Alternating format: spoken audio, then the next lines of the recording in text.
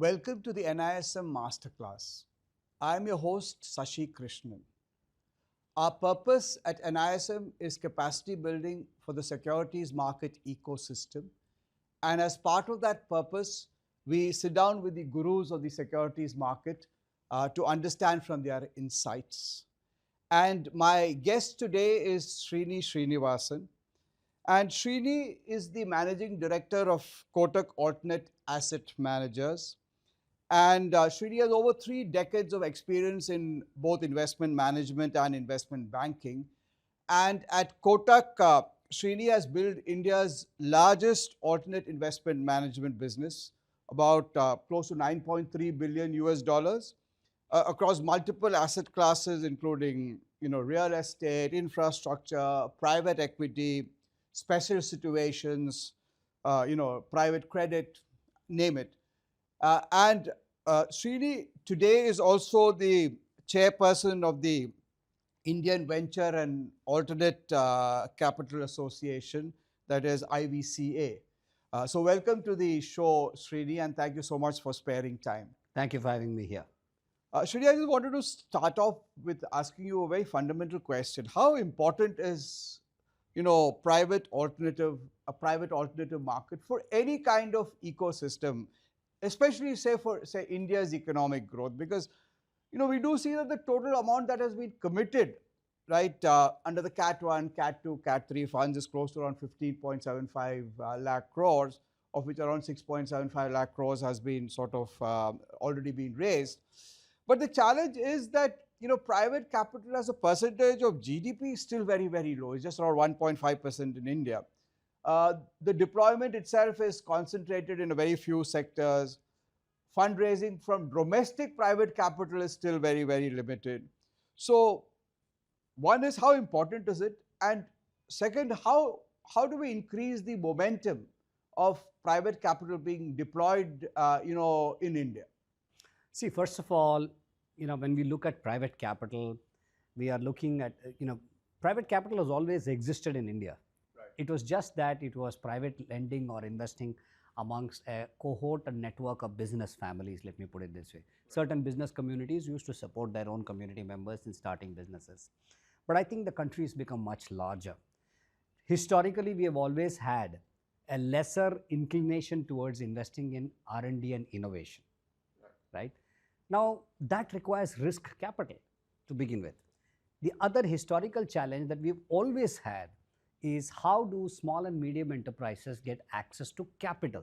And I'm using the word capital deliberately, which is both equity risk capital as well as debt.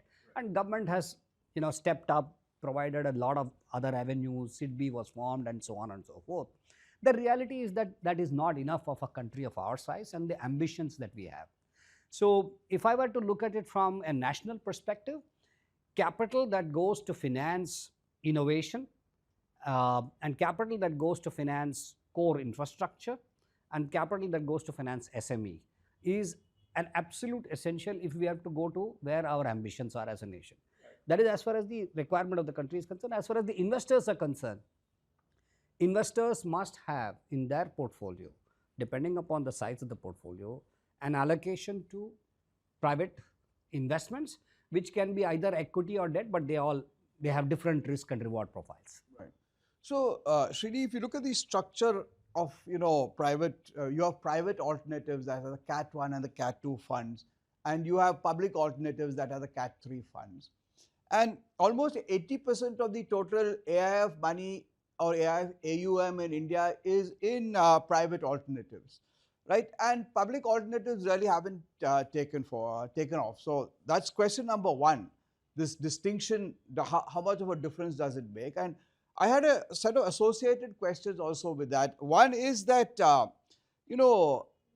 with insurance and pension being more amenable now to invest into alternate investment funds, do you think public alternatives now have a space in India? Because I think worldwide, a lot of the long-term pension money goes into public alternatives. That is the second question that I had. And I had a third question saying that SIFs also are, now sort of managing something very akin to public alternatives, right? They do long shorts, for example, they do quant strategies. So do you see an overlap out there? Well, there is certainly an overlap. To first question was private alternatives versus within the alternative. 80% are in private alternatives. I think, look, public alternatives is an anomaly that is there in our market, the way our market architecture is defined. Okay. Because category 3 was supposed to be, if you look at the AIF regulation, supposed to be high risk hedging strategies. Essentially, in the regulator's mind, it was hedge funds. Right. It was never really a simple long short strategy or a long only hold kind of public markets fund, which many of the players in the market are currently doing. For that, a more tax efficient alternative is available in the form of mutual funds. Right. And therefore, from an investor's point of view, unless there is a very significant alpha that something like this is going to deliver, the differentiation between a mutual fund portfolio versus this is somewhat limited. Secondly, you touched upon the question of SIF. I think SIF has essentially decimated the level playing field. In fact, the SIF under the mutual fund umbrella is a more tax efficient mechanism to do exactly what you are otherwise doing in category 3. Right. So category 3 is bound to die in its present form. Right. Because of SIF and because of superior distribution network that mutual funds have, right. Because the ticket size has also been brought down. Right. Having said that, is there a space for category 3? Absolutely. And I'll just give you one example of that. If our markets can be moved by a global hedge fund, which you and I know has been targeted with regard to manipulating the markets and so on and so forth, why is it that our own smart trading strategy firms in India cannot be given the same degree of latitude and flexibility to operate in that hedge fund framework in the Indian market? Right. Today, the category 3 funds in India are regulated very tightly, do not operate with the same degree of freedom like some of the global hedge funds do. And these pertain to leverage and various other micro regulations. Right. I think we need to let the genie out of the bottle. After all, many of these global hedge funds hire our same IIT engineers. Right. To do, right. We can have the same ecosystem in India. It does perform an important function in the market because it provides liquidity, it provides trading depth to the market. So I'm in favor of having category 3 funds, but let's unleash the tiger with domestic capital. So that was another part of the question that I asked, because pension funds, for example, or insurance funds, also look for attributes like liquidity, etc., when they invest into alternatives. For them, these kind of funds, these public alternatives could be a very good option. Public alternatives have always been an allocation of global pension funds, but more on the hedge fund absolute return. Right. Framework. In the Indian context, the Indian pension funds and insurance companies are in a very, very different, I would say, time warp. Okay. With regard to their regulatory environment as well as their risk appetite in terms of what they want to invest in. And I think I read some report that CRISIL had put out recently where they said that the lost opportunity of ultra conservatism by the insurance, by particularly the pension funds and VPFO, NPS and EPFO, right. is about 96,000 crores. Okay. That's a very large number that the average investor who is saving for his retirement or pension is actually missing out on. I can expand on this. Just because they stay invested into the listed space?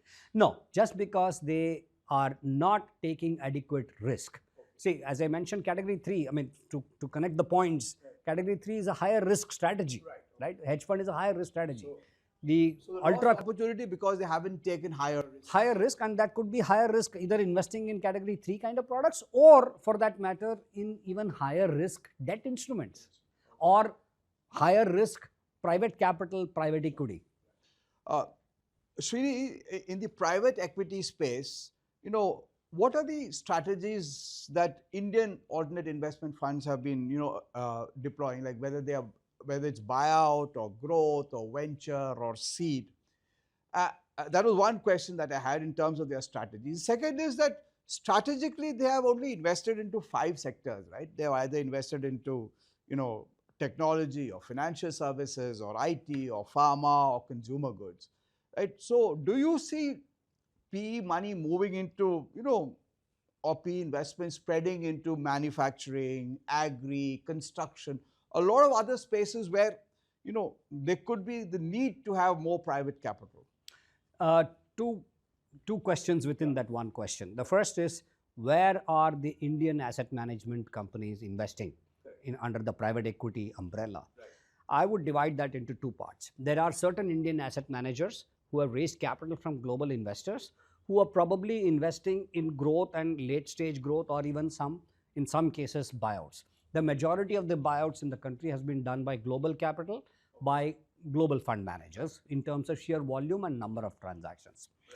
With regard to the same Indian fund management ecosystem where the capital has been raised, much smaller funds, a majority of that has gone into venture capital investing or some to venture debt. And there is a very interesting performance benchmark that CRISIL had come out with.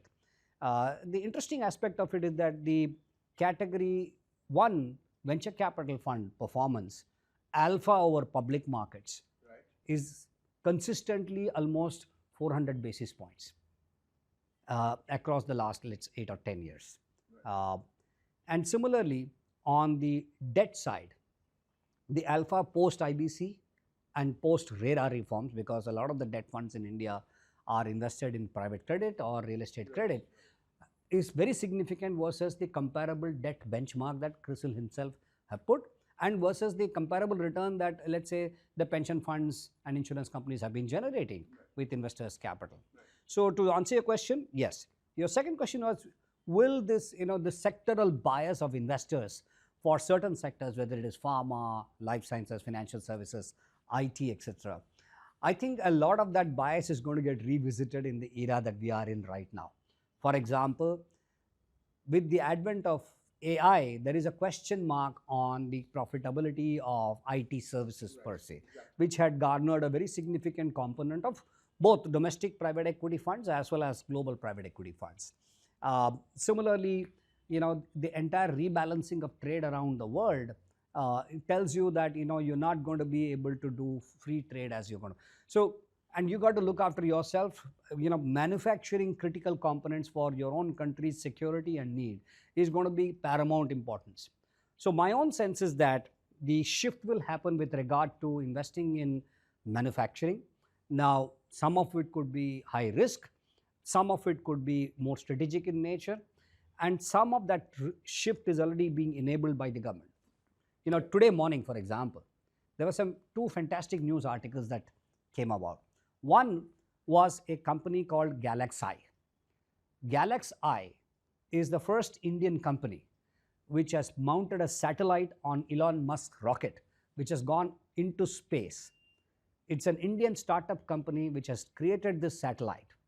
The unique difference of this particular satellite versus others anywhere in the world is that satellites cannot see what's happening on the ground when there is cloud cover, when there is smoke cover and others, or at night. This company has cracked the technology of able to see through that. So the kind of surveillance that we as a country will have, not from strategy point of view, रात को अगर कोई dam फूट गया, we won't know. But this satellite will be able to tell us, which happened in 1963 when the Americans had to tell us that we have a problem in one of our dams which has burst. So and these kind of companies required long private equity investments. The other company was Agnikul, which is now putting out its first rocket that will go out from Sriharikota in the next few months. So I think manufacturing, space, satellite communication, these are the new areas where private equity will without a doubt. National security and frontier science. You have to take care of it yourself. Okay.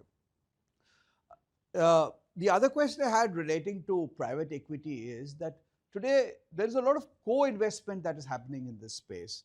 And many years back, I mean, even if you look back 10 years back or 15 years back, I think there wasn't so much money that was going into co-investment. Almost 25% of deployment today is, co-investment. So why are LPs so keen to co-invest? One, obviously, you said long-term capital, because a lot of these are very long gestation sort of things, and therefore, co-investment helps you stay invested for a very long time. But the other question also is, why are GPs facilitating, this co-investment? I think GPs facilitate that for 2 or 3 reasons. Access to larger amounts of capital.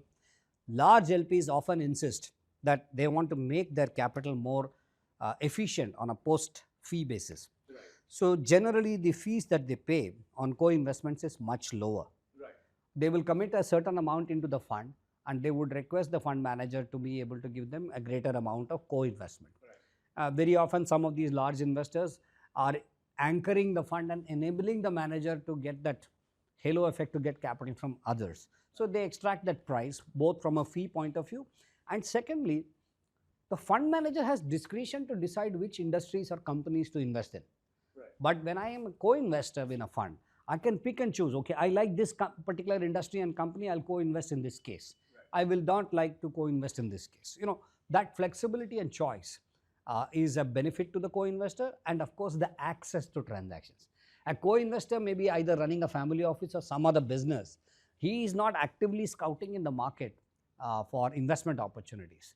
It is the fund managers who is scouting in the market, and she brings the potential co-investment opportunity to the... Right. So the co-investor also doesn't need to necessarily run co-terminus with the fund, right? He could stay invested even if the fund necessarily has to exit that particular investment. Technically, yes. It creates complications in the administration at a later point. Okay. So it need not necessarily be that he has to be co-terminus, but normally it is co-terminus. So, the other question I had was, because you have this limited life of a fund, and many PE VC funds are now, coming to the end of their lives, and they require exits. There are a large number of secondaries that have now started raising capital. In fact, even over the last couple of days, I've seen a large number of people raising money through secondaries. And I think that seems to be the only liquidity solution available to people at this point of time. So how do you see that market developing? I think the secondaries market is a very healthy sign, because we have gone through in this industry 2 cycles of learnings. Mm-hmm. The first set of AIFs came out in 2005, 2007 vintage. Many of them did not perform. Many of those fund managers don't even exist today. Right. The second came much later. Right. Now this is the evolution of secondary trades, which just tells you there is a maturity of the market, and it's a good development. And the amount of investment that has gone off in the previous cycle, for a variety of reasons, are not finding an exit today. Right now, the public markets are benign in terms of the fact that foreign investors are still taking money out of the country. So a secondary market provides liquidity to the investors, because unless you provide liquidity to the investors, capital recycling will get logjam. So it's a great development. So Srini, is it better to sell out to a secondary or actually launch your own continuation vehicle? Because very often we hear that there's significant amount of valuation issues that come up when you sell out to a secondary, and you tend to sell out cheap, especially if you've got a long-term view on a company and you feel that companies have got potential to sort of give you significantly more value if you keep holding it for the next couple of years. See, continuation vehicle has been an innovation to solve for illiquidity problem for private equity investors. Right. But it is, even yesterday, one of the Financial Times had an article about the conflict of interest in valuation of continuation vehicles, because the fund manager is on both sides of the trade. Right? I think the continuation vehicles make sense if the investors in the continuation vehicles have a say in the valuation at which those underlying investments get transferred. Today, that's not the case, and they may or may not have the competency to do so. So it will always be a little bit of a controversy, because remember, as a fund manager, you will always think that your asset is worth much more than somebody else may be willing to pay at a given point in time. But that's true even of public markets. There are times in the public markets where a founder of a company who is seeing its market cap collapse feels that my stock is underpriced. Isn't that the reason why companies go and do stock buybacks? So it is market. You have to respect the market.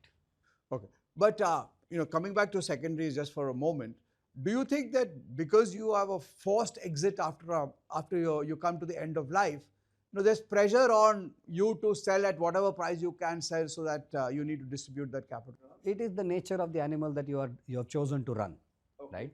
And yes, there are provisions with regard to extension of funds. At least in the Indian AIF context, it requires 75% of the investors' consent. Global markets, which are dominated by institutional investors, it is that much more easier because they are more mature markets. So they have seen this cycle before. In the Indian context, where the majority of the investors tend to be HNIs and family offices, it's that much harder to get that consent. Okay. Let me just switch over to venture capital. We claim that we rank third in terms of the total sort of VC funding that is available to the market, and we're just behind US and China. But if you look at it in a overall perspective, we are just 5% of the total venture capital market that is there in the US, the Indian venture capital market. The size is very, very low. So, and you talked about innovation funding and why innovation funding is extremely necessary for economic growth in a country like ours. So how do we give this VC funding a boost in India and get more domestic capital to participate in VC funding? I think you hit it on the nail.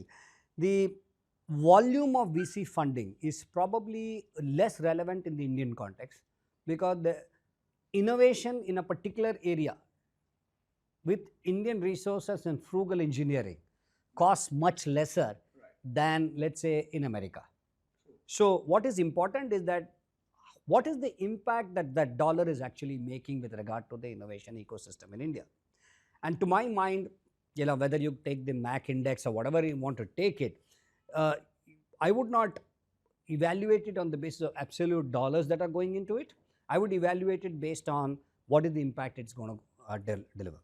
To your question with regard to how can we enable the ecosystem, I think the best part of it is that at least the investors are watching and they are seeing that global investors who took the India risk and invested in these companies are now making out like bandits, at least the successful ones. Obviously, what is in public domain is only the successful one. The failures don't get talked about as much. But the reality is they understand that there is opportunity to make money. And that itself will sort of motivate people to allocate more capital to VC. But our biggest gap is our institutional non-participation in the VC ecosystem.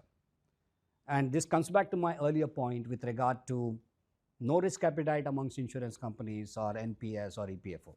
Right. Let me pick up on that bandit point, because I understand that in the US markets, platforms like Robinhood today are actually helping individuals also access, the VC markets, by creating, fund of fund kind of structures. Yeah. Do you see that happening in the Indian context? Keeping the institutional investors aside for a moment, even the individual investors. Individual investors can access the VC market in India. Yeah. Of course, our threshold is 1 crore in India, but then that you can get around that if you're a sophisticated investor by getting into the accredited investor mode in India. Right. And I think the regulator is already working with industry associations to make that entire accredited investor model that much more easier and smoother. So that is probably the way to go, and you should be able to allocate capital to VC. Okay.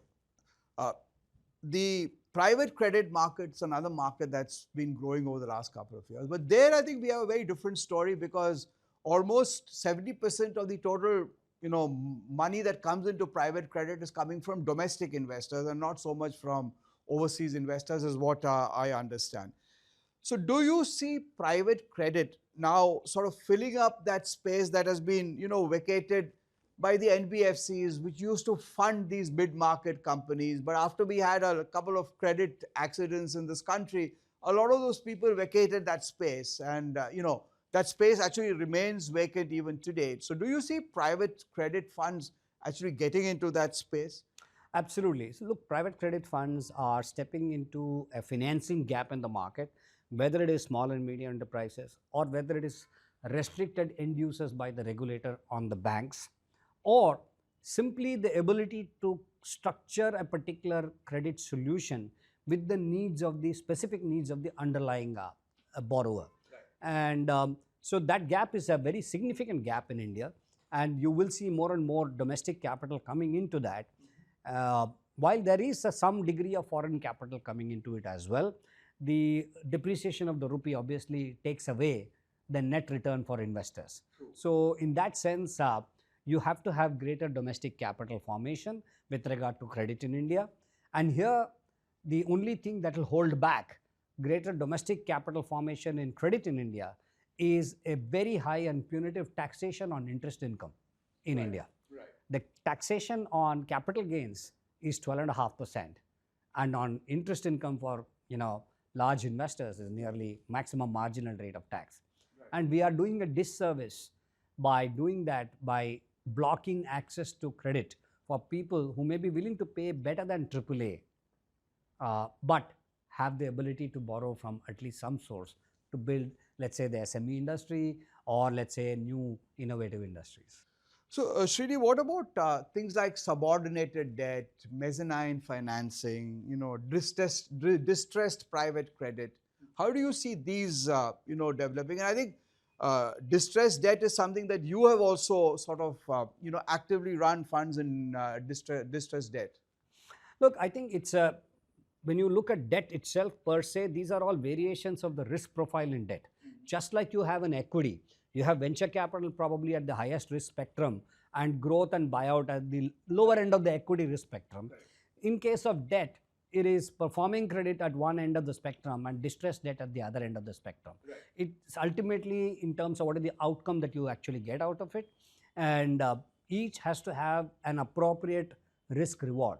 So all debt funds are not the same, all private equity funds are not the same. That's universal. So it's similar to, you have a risk appetite for distressed debt, or you have a risk appetite for private credit. So you could be somewhere on that spectrum, just like you are in equity. Correct, absolutely. Okay. Let me switch over to real estate, focused alternate investment funds. And I think you've done a large number of real estate focused alternate investment funds. You have a very similar instrument like the REITs that is available today. So, I would like to understand, from an investor perspective, should I be looking at a REIT, or should I be looking at real estate focused alternate investment fund? I know, again, you'll come back and say it is the risk. Obviously risk is a very important part, but beyond that, which is a better instrument for, a high net worth individual? I think both have a place in the portfolio. REITs per se presently provide an exposure to an investor to mature income producing asset classes, which could be warehouses, which could be offices, it could be shopping centers, as the case may be. And therefore, in those cases, you're getting some kind of inflation adjusted return, because either rentals go up or whatever. And today, if you look at the REITs, whatever distributions that they are giving to the investor, the distribution has two components. There is a dividend component and there is an interest component. So the interest component gets taxed at the highest rate if you are a high net worth investor, and the dividend component, of course, get taxed. So that gives you steady returns for sure, with steady growth. None of these provides you an exposure to the residential market in India. The residential market in sheer volume terms is much larger than the commercial market. The annual residential sales in this country is far greater than the annual commercial leasing sales in this country. So how do you play that? Typically, it is better to play that through providing debt to residential developers, because it's a self-liquidating asset. And today that opportunity is an evergreen opportunity for the last 15-16 years, particularly after RERA, where regulations have made sure that there is financial discipline. And hence those funds are able to generate a very significant alpha, definitely much more than the REIT market. So depends upon, but that's more like a credit strategy, really. Right. So do you mean to say that most real estate focused alternate investment funds are in the residential space? The ones that are operating in the domestic market, having raised capital from the domestic investors, My guess is the majority of that in terms of volume of capital will be in the residential space. It's only in the last couple of years that some domestic investors or fund managers have started raising money from the domestic market for office assets. For office assets, okay. If I were an investor, Srini, and I needed to understand how has the alternate investment fund performed, how do I go about doing it? Because when I look up the sort of acronyms that are used, I come across things like IRR. IRR we understand because we have been in the fund industry for a long time, and all of us use IRR, right across how we measure returns. But we come across terms like multiple of invested capital. We come across terms like total value to paid in capital, distribution to paid in capital, residual value to paid in capital. How do I use all that to understand whether the AIF I have invested in is performing or not performing? I think first of all, obviously these are technical parameters for evaluating the performance of a fund. And as a lay investor, I understand the difficulties in trying to get to grips with each of these. The simplest of them is the multiple on invested capital. At least Indian investors easily understand that. Why do I say that? It is very common knowledge for people to say, मेरे दादाजी ने जमीन खरीदा था 10 लाख रुपए का, अब 1 करोड़ रुपए का हो गया. दादाजी ने 40 साल पहले खरीदा. So 10 lakh रुपए 1 crore रुपए हो गया. So he understands that multiple. कि इतना पैसा multiply हो. It's multiplied 10 times. Correct. So that multiple of invested capital is easy for people to understand. It's relevant in the Indian context because जमीन आपने खरीदा, आप आसानी से बेच नहीं सकते. It's the same with AIF. You bought something, you cannot get out. It is a locked-in product. So that's one aspect of it. But multiple on capital can translate into different returns. So you have to see what is important to you. Secondly, the other terminologies that you use, TVPI, DVPI, etc., these are very technical these things. And it is better that investors spend the time because the product is meant for sophisticated investors or high net worth investors. Spend the time to understand what that means. For example, if you look at the CRISIL report, which puts out this data, it does give a very lucid explanation as to what it means. And certainly NISM and master classes like this, you can call the CRISIL rating agent here for a chat like this, and he can get into the details of how they should look at it. Right. But does the investor also need to understand the underlying portfolio as to where you are invested and what should he be invested into the kind of sort of exposures that you are taking? No, absolutely. Investor must spend the time to understand where he's committing the capital. Is he committing to a venture?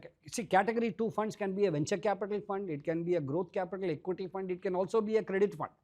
So unless the investor spends the time to understand not just the investment strategy, but also the pedigree of the manager, the alignment of interests, that amount of basic work an investor must do. I always give the example. In India, if somebody wants to go and buy a television for 30,000 rupees, they will go to 3 different stores. They will go to Vijay Sale, they will go to Kohinoor, they'll check on Amazon, then they'll go back to Vijay Sale and say, 300 रुपया delivery charge मेरे को नहीं देने का है. इतना homework 30,000 रुपये का TV खरीदने के लिए. Right? When you want to invest a crore in an AIF, बाजू वाले अंकल ने morning walk में बोला मैंने डाल दिया. That's not research. You have to do that work. You have to see for yourself what you are getting into. What is good for you may not be good for somebody else. True. So coming back to returns, how do you benchmark returns in an alternate investment fund? So, I mean, I don't think I can benchmark it to public markets because public markets, may not be the right kind of benchmark for an alternate investment fund. Similarly, peer group benchmarking is also very difficult because everybody, as you rightly said, has got a different strategy, investing into different assets. And similarly, I don't think there are very many representative or constructed indices, though of course some of the rating agencies may have put out indices, but I don't think they're very representative because they would be sort of constructed in a particular way and your strategy may be very different. So how do I benchmark? See, I think if I need to benchmark. I don't think there is a benchmarking agency which says that this is the private equity benchmark or this is the private credit benchmark. So, but you are an investor, you have a choice of investing capital in the public markets or in the private market. So your first instinct would be, what am I making in the private market, public market, which I can easily identify on a daily basis, right? If I'm going to invest in the private market, which I cannot take out immediately, I must get a better return, because public market mein the button daba ke I can take the money out. Here I can't do it. So the public market by default therefore becomes some kind of a baseline or benchmark, if you can call that, to beat. Now within that, which are the private market strategies that actually beats that? So there is a public equity market benchmark, and there is a public bond market benchmark, right? So if you are going to allocate to bonds, what kind of AIF should you allocate? How much alpha should you get over the public market? And same with equity. So that then comes back to saying, how do I measure the, the excess return I want for the risk that I am taking? Yeah. Right. So in general, the global rule is that you should get 2 to 3% more than equivalent public market benchmarks. That you can see on the basis of, let's say, the CRISIL. CRISIL actually puts out comparative performance of private equity funds or private credit funds relative to public market benchmarks. So that's a good starting point to sort of think about how you want to do this.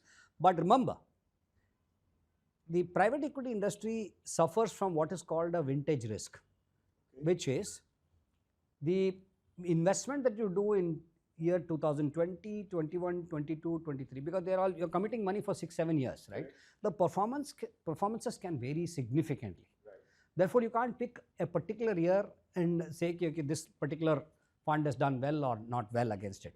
You have to be consistent. So you have to apply the same mutual fund SIP analogy.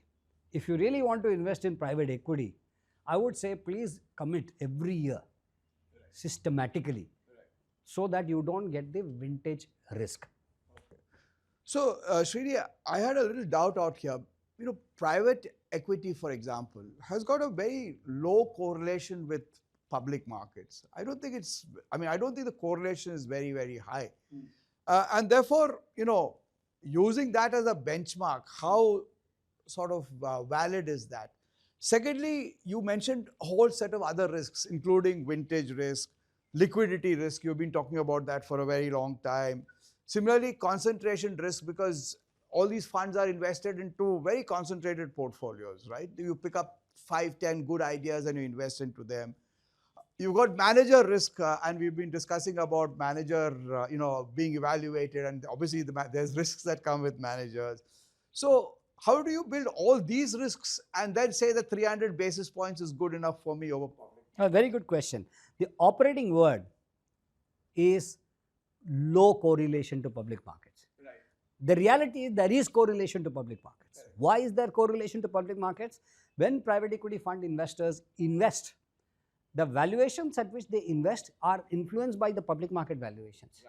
And when they exit, in India, I read some number, 58 to 60% of exits of private equity investors were in public markets. So if public markets are not performing, your exits is going to suffer. So there is a correlation between private equity and the public markets, which is why you need to make sure that you are across vintages.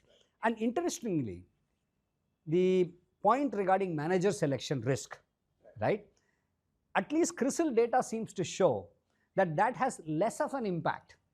Even the worst performing fund, if you invested in the worst performing fund, but across vintages, you are still better off than just picking and choosing.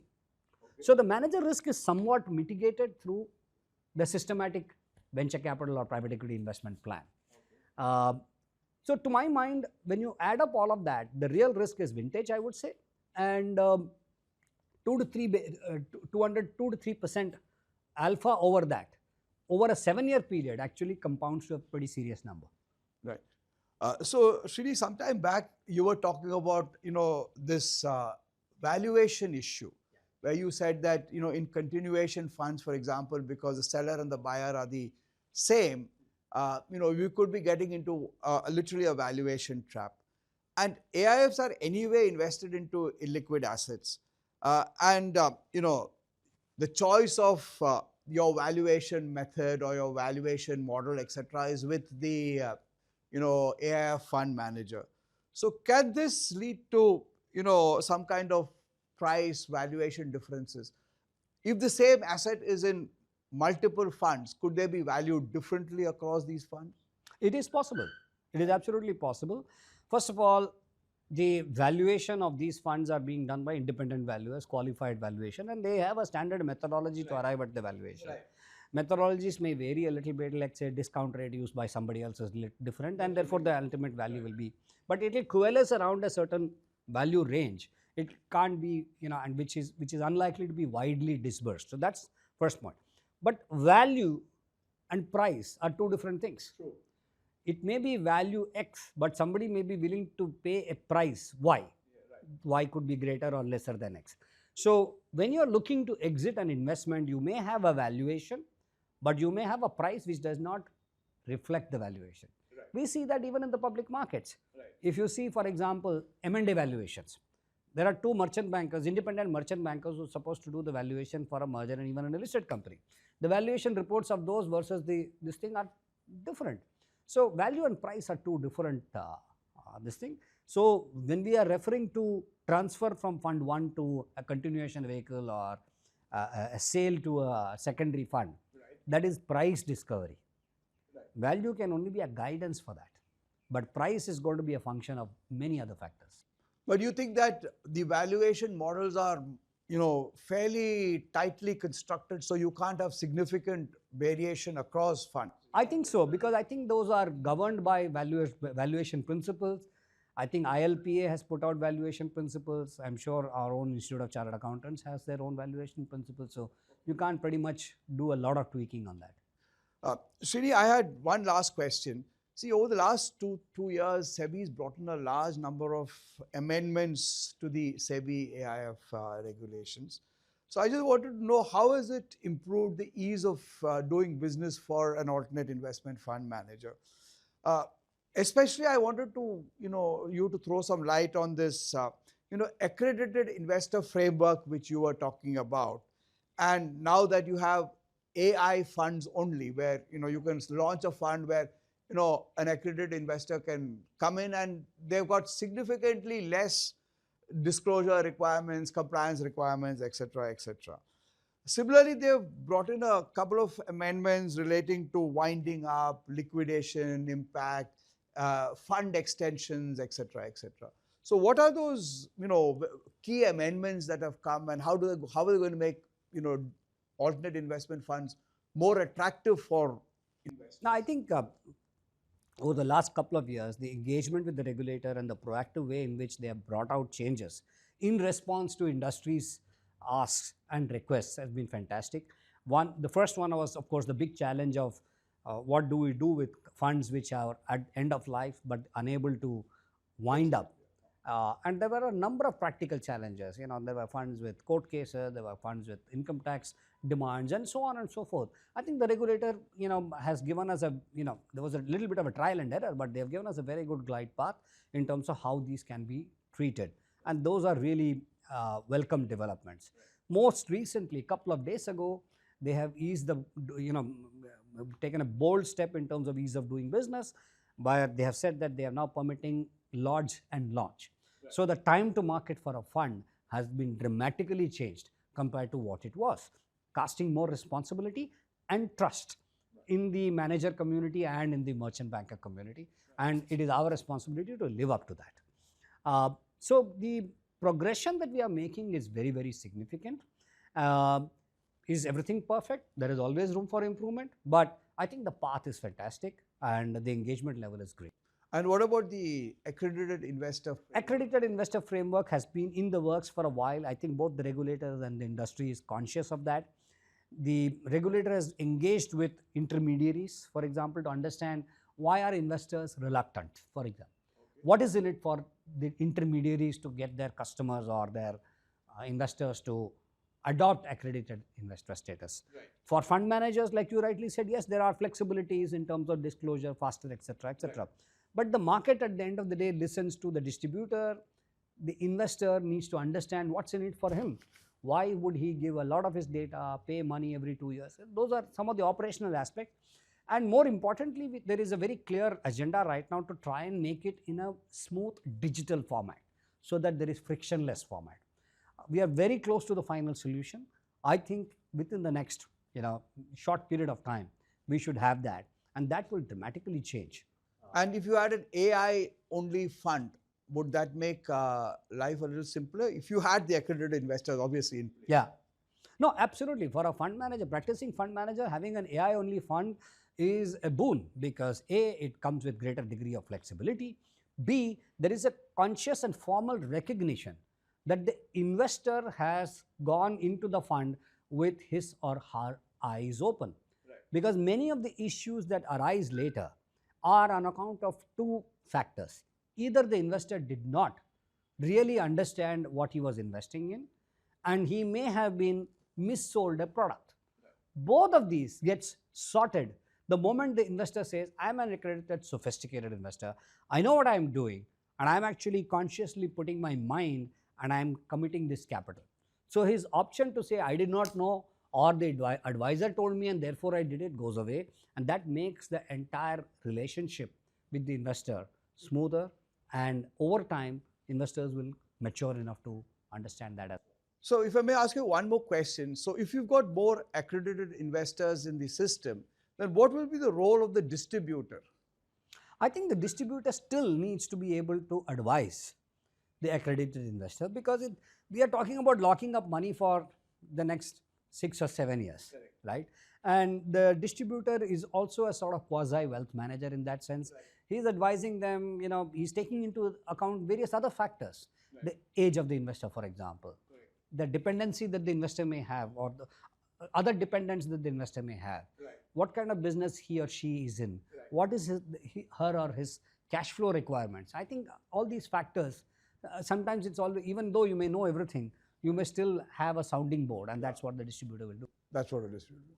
Thank you so much, Srini. This was a very fascinating conversation, and thank you for sparing time. Thank you. Appreciate your calling me here, and I do hope that NISM will educate investors faster, better, and let's have the AI investor regime going very quickly.